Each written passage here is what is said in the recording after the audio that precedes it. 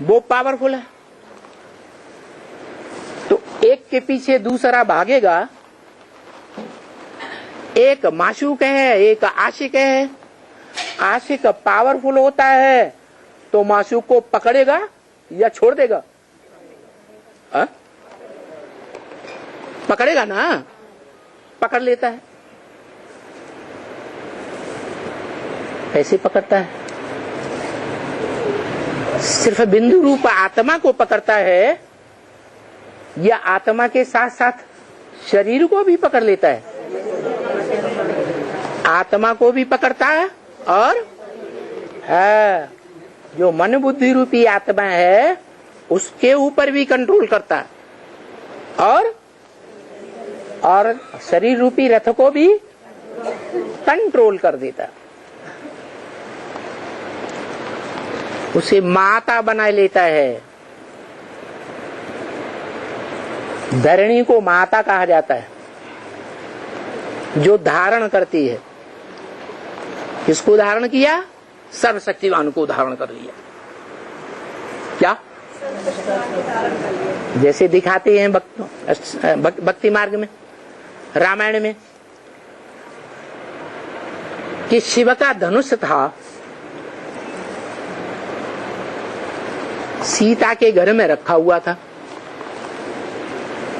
उस शिव के धनुष को, जिसको कहा जाता है चाप, शंकर चाप जहाज जही चढ़े उतरे पार नर, माने शंकर का शरीर रूपी चाप कहो, शरीर रूपी रथ कहो, वो जहाज के मुआफिक है, बड़ा जहाज। शास्त्रों में उसका नाम है चंद्रकांत वेदांत जहाज। यही चढ़े उतरे पार नर, जिस पर चढ़ करके मनुष्य संसार सागर, जो विषय सागर है, उससे पार चले जाते हैं। कि डूब जाते हैं, पार चले जाते हैं। दूसरे गुरुओं ने भी ऐसे ही लिख दिया, नानक चाप जहाज। नानक ने अपने को वो चाप बताई दिया।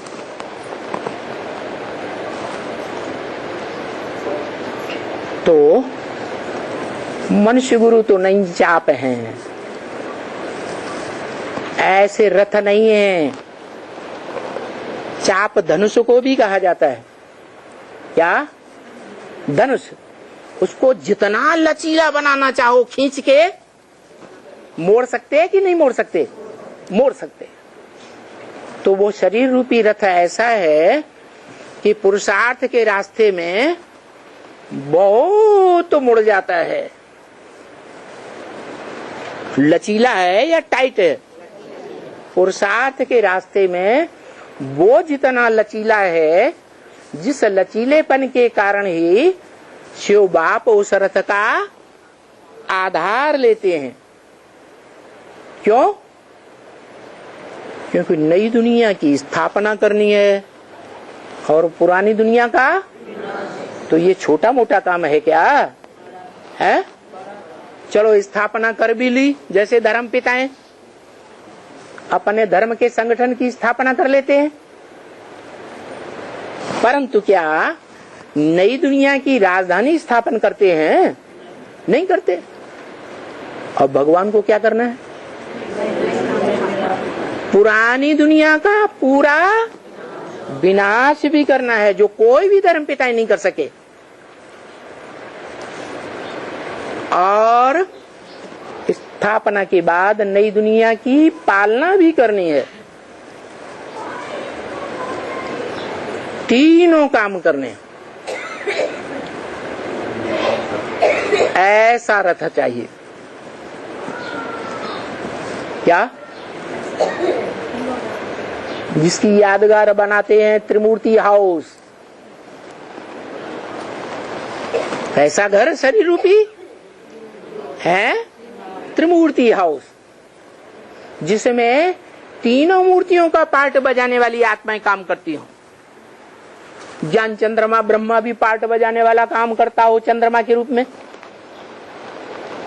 सदा शिव की आत्मा भी उसमें प्रवेश करके त्रिनेत्री के रूप में कार्य करे,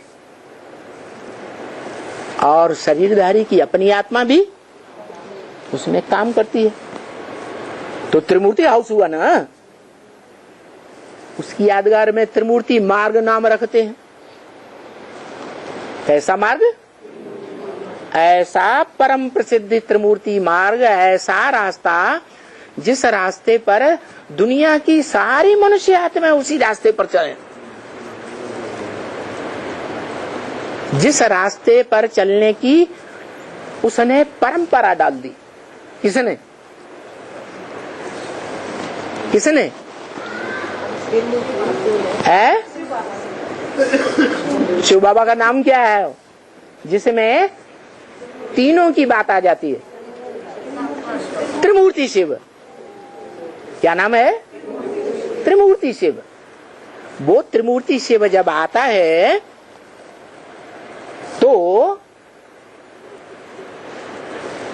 कौन से हाउस में आएगा? चैतन्य हाउस है, जो सृष्टि के अंत में भी त्रिमूर्ति हाउस 100%। पहला स्थापनाकारी ब्रह्म, परम ब्रह्म, और मध्य में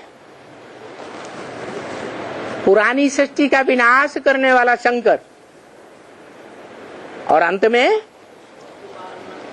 जो सृष्टि स्थापन हुई है, विनाश होने के बाद जो भी अच्छे अच्छे बचे उस संगठन की पालना करने वाला विष्णु भी बनता है। बताओ,